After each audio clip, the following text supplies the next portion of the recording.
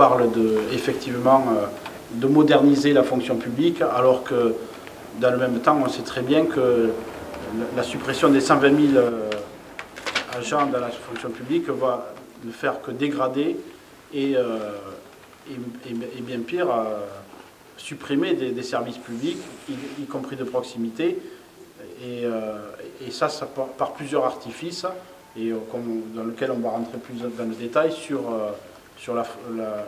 cette transformation et le projet de loi qui s'annonce, avec notamment pour les usagers, bien sûr des conséquences, mais pour revenir sur ce qui va se passer pour les agents, c'est déjà le recours au contrat contractuel massivement, et une privatisation non dite, non avouée finalement, de la plupart des services publics, donc qui bien sûr, ce mode de privatisation qu'on connaît déjà, puisqu'elle a été subie par de nombreux services publics déjà, comme la Poste, comme EDF est en cours, comme d'autres services, la SNCF, entraîne bien sûr un glissement avec des risques de clientélisme, des risques de perte d'égalité des champs et d'accès aux droits pour les usagers. Donc on voit bien que cette annonce d'une modernisation n'en est pas une, mais bien plutôt d'une régression pour les agents, puisqu'il y a une perte quelque part de leur protection et de leur droit de pouvoir défendre justement le service public et de défendre leur mission, notamment face à des ordres illégaux, ce qui aujourd'hui leur statut leur permet de ne pas répondre à des ordres illégaux et de lutter contre le clientélisme, alors qu'aujourd'hui, nous, ce qui est demandé, c'est ce qui est en contradiction, notamment avec le contexte social actuel, c'est qu'il y ait justement plus de justice sociale, plus d'équité sociale sur tout le territoire, et notamment par l'accès aux services publics. Donc voilà une des raisons qui pousse nos organisations à s'unir et appeler à ce rassemblement, un rassemblement fort, le 9 mai prochain, de toute la fonction publique. Et bien sûr, on en appelle aussi aux usagers à participer à ce mouvement, puisque derrière, c'est eux qui seront aussi directement impactés par la perte des services publics qui est annoncée par cette transformation. Alors, je vais laisser la parole à mes camarades des autres organisations, de FSU, présents aujourd'hui, CFDT, CGC et FO, et également mes camarades de la CGT qui sont venus pour plus parler de leur fonction dans la fonction territoriale, de ce qui se passe et comment ces réformes sont envisagées. Moi je peux y aller si vous voulez. Donc pour la FSU, bon, on est tout à fait d'accord avec ce qu'a dit la CGT. On pense qu'il y aura quand même beaucoup de monde dans la rue. Nous on syndique essentiellement dans l'éducation. On voit que d'ailleurs en haut ça commence à s'inquiéter un peu, puisque le président a fait des annonces récemment sur le nombre d'élèves par classe, etc. Pas fermer de classe si le maire n'est pas, pas fermer d'école si le maire n'est pas d'accord. Donc ça, on peut revenir sur c'est très flou. Hein. On ne ferme pas d'école, mais on peut fermer des classes. On veut mettre 24 élèves par classe jusqu'à tel âge, mais en même temps, on supprime des postes au concours et il faudrait des milliers de postes pour que ces belles paroles soient suivies des faits, quoi. Et en fait, on se demande vraiment avec quels moyens. Il y a également, bon, comme pour tous les fonctionnaires, le problème de la rémunération, hein, qui est nettement insuffisante dans l'éducation. Moi je parle pour le primaire, on est à peu près 30% en dessous des salaires en Europe dans l'éducation. Évidemment c'est dû au gel du point d'indice depuis de nombreuses années, ça il faut le dire, parce que chaque fois que les collègues ont une petite revalorisation du salaire, ça compense à peine le gel du point d'indice depuis une dizaine d'années, je ne sais plus exactement. C'est assez long, c'est reporté à chaque fois. Ça fait plusieurs fois. Donc voilà, quoi, bon, on est très inquiet aussi sur les 120 000 suppressions de postes de fonctionnaires. On voit bien que nous aussi, pour gérer Les collègues, il y a des postes administratifs qui font de plus en plus défaut et on voit de plus en plus de dysfonctionnements sur la gestion des paies, la gestion de tous les droits que nous avons, droits au mouvement, etc. Ça devient de plus en plus compliqué. Qu'est-ce qu'il y avait d'autre? Oui, aussi, et puis on est inquiet aussi sur la réforme de la fonction publique avec, ils veulent vider de leur sens les commissions administratives paritaires, donc qui statuent sur justement le droit des collègues, le mouvement, les parents stage, l'information, etc. Et les CHSCT aussi qui vont être fusionnés avec les CT. C'est un peu technique, mais bon, ça ne va pas améliorer les choses. Non, on le voit déjà, la gestion un peu autoritaire de notre hiérarchie et de notre administration par rapport à plein de décisions. On va aller dans le sens de là-dessus. Bon, dans le territorial, on retrouve les mêmes inquiétudes, tout à fait. La carence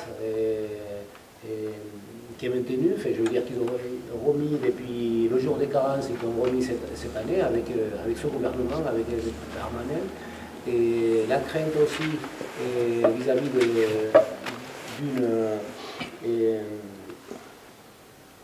mise au mérite, enfin, des régimes indemnitaires qui vont plutôt favoriser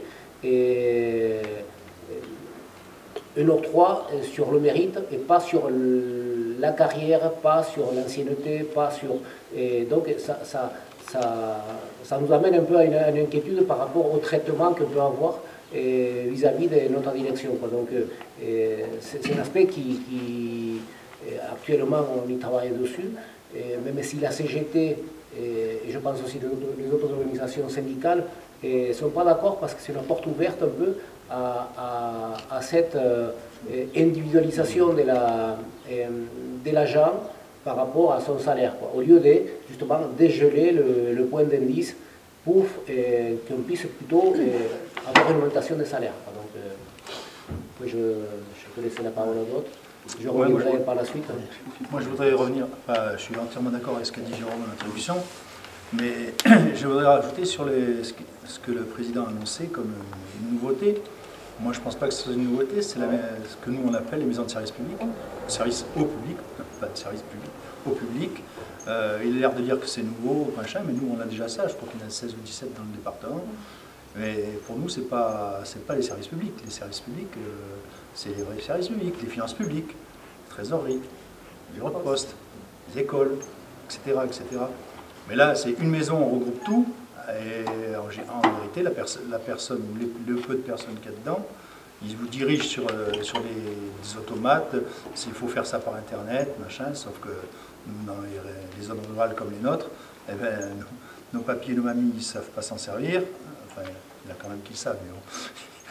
Il y en a beaucoup qui ne savent pas, et il y a beaucoup de zones blanches où il n'y a pas Internet. Donc, voilà. Donc ces maisons de service public, ce n'est pas des vrais services publics comme on l'entend, comme les uns et les autres on peut l'entendre. Voilà ce que je voulais dire par rapport à ce que avait dit Jérôme tout à l'heure. Moi, je voulais juste ajouter que donc, le gouvernement vient quand même de réussir un tour de force. C'est bien de mettre toutes les organisations syndicales dans la rue. C'est quand même pas mal, voilà. Pour défendre un projet de réforme de la fonction publique, attentatoire au statut de la fonction publique et aux droits des agents. Hein, puisque bon, les agents, quand même, ce projet, c'est une menace sur les principes d'égalité, de neutralité des agents. Il va y avoir beaucoup plus de contrats. Donc, comment va se passer ces contrats? Que vont devenir ces personnes après à l'issue de ce contrat? Et puis, je voudrais revenir aussi sur ce qu'a dit Patrick. On a été carte blanche dans le Lot, on a eu carte blanche suite à la visite de M. Édouard Philippe. Et le bus qui passe dans les campagnes, ben, il n'est pas très... Les personnes sont pleines de bonne volonté, mais il n'y a pas beaucoup de monde qui y va.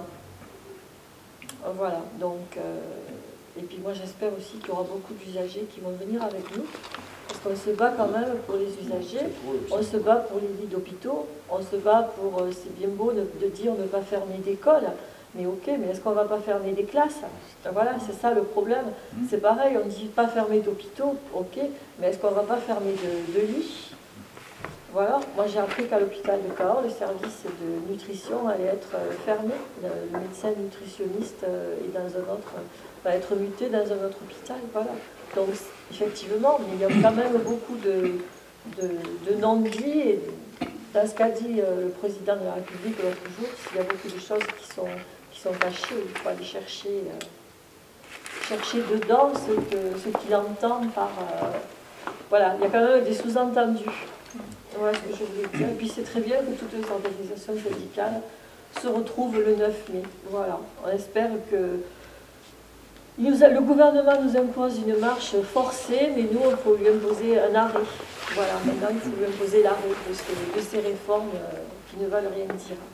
Réforme délétère, oui. Voilà. Moi, je voulais juste rajouter au niveau du département, du conseil départemental du Lot, et on perçoit là tout ce qui va se passer de façon assez réelle déjà, notamment dans des services qui travaillent normalement en lien avec l'État. Le désengagement de l'État fait qu'aujourd'hui, les professionnels, les agents sur le terrain qui doivent accompagner des usagers, ils n'ont plus forcément d'interlocuteurs. Donc les usagers se retrouvent en panne, mais les agents aussi, parce qu'ils ne peuvent pas forcément répondre aux besoins qui sont demandés. Et sur le territoire du Lot, qui est un territoire quand même rural, sur lequel on peut vraiment être inquiet de l'avenir. On voit déjà sur le conseil départemental des problèmes de recrutement sur certains postes, une attractivité du territoire qui est quand même en baisse. Et avec ce qui se prépare, on peut se dire que les agents ont intérêt à se mobiliser, mais les usagers aussi. Parce que déjà on commence à percevoir les limites qu'ont vont avoir les fonctionnaires à répondre déjà aux besoins actuels. On commence déjà à le percevoir et on n'est même pas encore dans ce projet concret. Donc qu'est-ce qui va naître dans l'avenir pour les Lotois qui veulent avoir un service public de qualité? On voit déjà que ça s'est dégradé. Donc attention, c'est là où en tout cas les Lotois aussi ont intérêt de se mobiliser. Ce n'est pas que les agents. Les agents sont concernés au premier chef par rapport à leur situation de travail, mais prochainement, ce sera les Lotois qui seront parce qu'ils n'auront plus d'interlocuteurs. On parle beaucoup de mutualisation des services, mais sauf que le problème, c'est que comme on est le plus petit en général, c'est toujours nous qui trinquons, quoi. On mutualise, mais on file à Toulouse, on file à Montauban, on file à Rodez, mais Cahors, c'est jamais. Encore, je parle un peu de Figeac, mais bon, c'est toujours le Lot qui trinque dans cette histoire de mutualisation. Sous prétexte qu'on est plus petit, c'est nous. C'est ton tour. Quand tu commences tout téléphonique, quand tu le ouais, mais nous, cet été, on avait voulu venir manifester parce que c'est vrai qu'on était un peu. On ne venait plus. Et là, nous, c'est surtout pour l'augmentation des salaires, c'est la défense des statuts des fonctionnaires. Et après, les emplois précaires. Moi, je rajouterais ce qui est grave aussi dans les annonces de ce gouvernement, c'est qu'effectivement, comme tu l'as souligné Anne-Marie, c'est qu'effectivement, il y a derrière ce double langage et ce passage en force, on voit bien que une désertification est à l'œuvre, puisqu'on nous parle d'hôpitaux de proximité et on joue sur les mots, c'est ça qui est grave, c'est ça qu'il faut... ce sont ces mots qui doivent interpeller à la fois les agents et les usagers, c'est qu'on joue sur les mots. On parle d'hôpitaux de proximité, par exemple, mais derrière, il y a des suppressions, notamment de blocs de chirurgie. Donc, en fait, les hôpitaux, même s'ils restent, ils restent en place, admettons, Figeac. Si on supprime le bloc de chirurgie, c'est plus, finalement, c'est qu'une coquille vide. Il a peut-être le nom d'hôpital de proximité, mais s'il n'y a pas les soins dedans, quelle est la réponse aux besoins des usagers là derrière? Donc c'est ça la gravité de la chose et la gravité de cette façon de faire passer les choses dans le langage, quoi. Moi je pense qu'on doit interpeller sur ce langage à la fois les agents et les usagers parce que c'est aujourd'hui c'est une attaque sans précédent sur notre système qui va vers une privatisation rampante avec les méfaits que l'on connaît déjà. On sait très bien qui n'a pas été confronté à devoir, pour sa ligne téléphonique, appeler Orange, devoir peut-être prendre une demi-journée pour pouvoir les contacter, parce qu'aujourd'hui, c'est des plateformes, on ne peut pas avoir de personnes en direct pour avoir la réponse à ces questions. Et on est baladé de plateforme en plateforme, il faut attendre. Il y a des délais, puisque ce n'est pas une mission publique, il y a des délais qui sont des fois énormes, même pour des réparations d'une ligne. On peut passer 2 mois sans avoir de ligne téléphonique. Et ça, c'est parce que ce n'est pas un service public. C'est plus un service public. Donc aujourd'hui, nous, on est non seulement sur dire notre modèle de service public, il doit être pérennisé, mais au-delà de ça, il doit se développer. Il doit se développer et il y a plein de sources sur lesquelles le bien commun doit être défendu, parce qu'en fait, il s'agit de ça. Les services publics, c'est notre bien commun, c'est de défendre l'éducation, défendre les finances. Aujourd'hui, on voit bien qui n'est pas confronté à des questions pratiques sur son imposition et ne pourra plus aujourd'hui avoir l'accès à une personne pour lui répondre à ces questions. On va passer sur des plateformes comme sur les lignes Orange, il va falloir prendre des demi-journées pour téléphoner, avoir des renseignements, même peut-être payer, puisque la Poste va proposer un service payant pour avoir juste avoir la possibilité d'avoir un renseignement pour remplir sa feuille d'impôt. Ça devient complètement aberrant, quoi. Qui ne se plaint pas aujourd'hui pour une carte grise de devoir passer par un service payant, alors que c'est du service public, c'est notre bien commun. Et ça, aujourd'hui, nous devons le défendre, qu'on soit agent, bien sûr, par rapport au statut qui est mis à mal et qui fait qu'il y aura une perte d'égalité de traitement des usagers et aussi de la façon de pouvoir mener sa mission en tant qu'agent et en même temps de défendre l'égalité de traitement pour l'ensemble des usagers.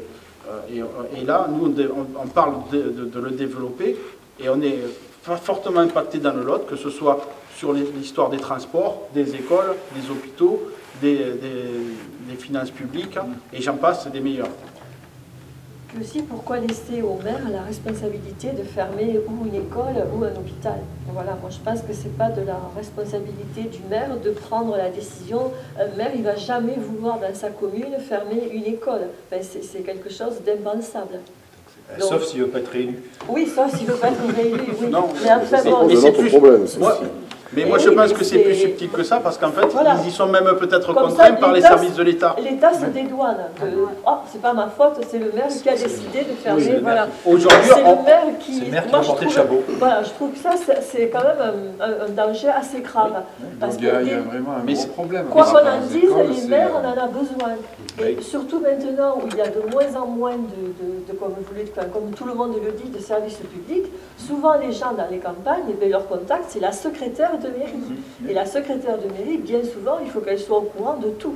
Qu'elle soit polyvalente. Voilà, qu'elle soit polyvalente. Et la secrétaire de mairie, elle va au maire. Et moi, je trouve aberrant de dire que c'est le maire qui va fermer l'école ou fermer l'hôpital. Comment un maire qui aime sa commune peut prendre la décision de fermer une école ou de fermer un hôpital? Bon, il sait que pour lui, c'est la fin, quoi. Voilà. Les écoles primaires qu'on risquerait de retrouver dans un gros regroupement, Oui. est-ce qu'un maire pourrait refuser Alors, cette hypothèse? Ce qui se passe souvent, c'est qu'on les force à se regrouper. On leur dit il n'y a pas d'autre solution, c'est comme ça. Donc là, ils sont à la manœuvre, les inspections, depuis même déjà sous Hollande. On va les voir constamment, leur dire ça ne peut plus durer comme ça, il faut se regrouper, Donc il y a eu des grandes manifestations dans le Lot. Mais il y a quand même certains maires qui se disent, ah ben oui, qui sont convaincus. Alors il y a des regroupements pédagogiques intercommunaux, là, les RPI, qui vont se regrouper, faire une école concentrée. Alors certains même vont construire des écoles. Alors, avec ce qui va se passer, il y a la création d'établissements publics des savoirs fondamentaux, là, qui est dans la loi Blanquer, qui disent qu'on va pouvoir associer les écoles au collège. Donc dans cette perspective-là, comment créer une école neuve si après elle va dépendre du collège? Il y a des gens qui vont mettre des millions d'euros dans des écoles, on ne sait pas si... En plus, ils n'ont pas la main sur l'ouverture et fermeture de classe. Hein. Donc c'est très dangereux. Alors ce que je voulais dire tout à l'heure, hein, c'est que à force de fermer des écoles dans le Lot, il y a eu de fortes manifestations, mais il y a eu aussi un réflexe des citoyens, de la population, des usagers, des parents, quoi, qui se sont mis, entre guillemets, à créer des écoles. Il y a eu plusieurs... alors, l'administration ferme des écoles, prive de services publics les parents. Ils trouvent des solutions qui sont certainement pas terribles, mais c'est de leur fait. C'est l'administration qui fait ça. Voilà, ils font des écoles privées hors contrat. Et après, l'administration se bat pour qu'elles n'ouvrent pas en essayant de trouver des... Donc c'est eux qui créent le problème et qui essaient d'éteindre l'incendie après. Donc c'est une marche sur la tête, quoi.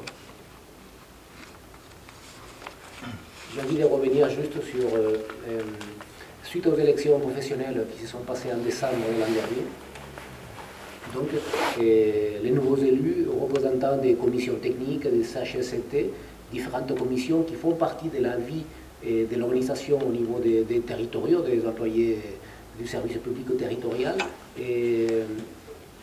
C'était une manière de créer une instance unique.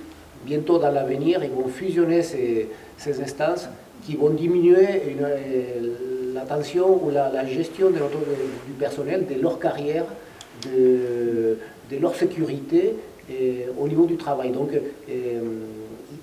on aura moins de temps pour pouvoir travailler ou s'occuper de toutes les situations en rétrécissant un peu ces commissions qui vont se retrouver à avoir moins de droits pour pouvoir travailler pour toutes les conditions de travail de nos collègues. Donc on est à peu près 3000 dans le Lot au niveau des employés d'État, territorial, départemental et communaux. Donc on est forcément, je veux dire, impacté, on sera impacté vraiment au niveau de la protection, si on peut dire, vis-à-vis de ces instances-là. Ensuite, je dirais que j'espère que le 9 mai va faire vraiment prendre conscience un peu aussi aux citoyens de l'importance de ce service public, donc, auquel déjà Jérôme a parlé un peu, mais créer cette solidarité, quoi. Il faut qu'à un moment donné, on prenne conscience de cette véritable maintien et quelque part renforcer de nouveau le service public en finançant aussi quelque part de la part de l'État. Il faut qu'il revienne un financement fort pour donner des moyens à nos services publics et pas faire le contraire comme ils sont en train de le faire maintenant. Juste pour finir sur l'appel, donc les organisations syndicales aujourd'hui autour de cette table et donc Solidaire qui n'est pas là et USA aujourd'hui qui ne sont pas là, appellent donc à 2 rassemblements dans le Lot, donc le 9 mai, un rassemblement à 13h30 place Mitterrand à Cahors et à 14h30 à la sous-préfecture de Figeac. Et je pense qu'il est à noter à l'heure actuelle où on ne parle que d'attractivité des territoires dans le Lot, et il y a des démarches qui sont faites par des élus, etc. Je pense qu'il est intéressant de souligner que l'attractivité, elle ne se gagnera que si on défend ensemble notre bien commun et pas en accompagnant, comme aujourd'hui, les politiques d'austérité et de casse des services publics, parce qu'il n'y a pas d'industrie sans service public, ni de service public sans industrie.